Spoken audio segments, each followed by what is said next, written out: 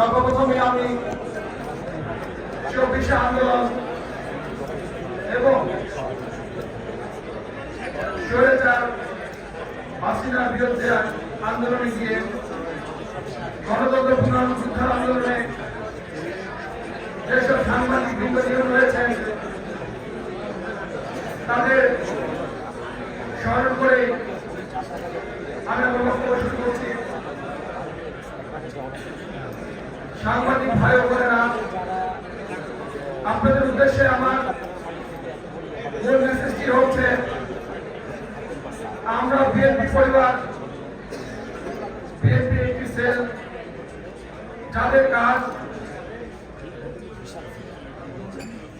গুম পরিবার এবং 24 আন্দোলনে নিহত আহতদের পাশে দাঁড়ানোর লক্ষ্যে আমরা তাদের পাশে দাঁড়িয়েছি। বাংলাদেশের এই প্রান্ত থেকে ও প্রান্ত আপনারা আমাদের যে সহযোগিতা করেছেন, এই সহযোগিতার জন্য বিশেষ কৃতজ্ঞতা জানাচ্ছি। আরো কৃতজ্ঞতা জানাচ্ছি আমাদের বিএনপি অ্যাক্টিং চেয়ারম্যান জনাব তারেক রহমানকে, যিনি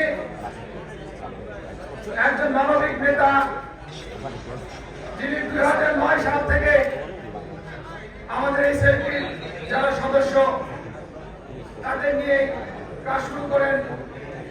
যখন নিহত আহতের সংখ্যা বৃদ্ধি হয় তখন তিনি অনুধাবন করেন আমাদের একটি সংগঠন করে দেওয়া দরকার, কারণ আমরা হাঁটি হাঁটি পা করে আজ 1500 পরিবারকে নিয়ে কাজ শুরু করেছি। তখনই গত বছরের মার্চ মাসে আমরা বিএনপি পরিবার সংগঠনের স্থাপন করেন এবং আমাদের কাজ আরো জোরে সোরে শুরু করে দেন। এখানে জাতীয় কমিটির, বিএনপির স্থায়ী কমিটির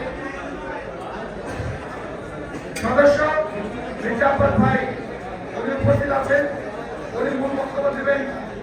আমি আমার বক্তব্য সংক্ষেপ করছি এবং আবারও উপস্থিত সাংবাদিক, ফটো সাংবাদিক, ভিডিও ক্যামেরা যারা আছেন সবাইকে ধন্যবাদ জানাচ্ছি এবং কৃতজ্ঞতা জানাচ্ছি। আপনারা যেমন আমাদের পাশে ছিলেন তেমনই থাকবেন আশা করছি। সবাইকে ধন্যবাদ। আল্লাহ হাফেজ। বাংলাদেশ জিন্দাবাদ।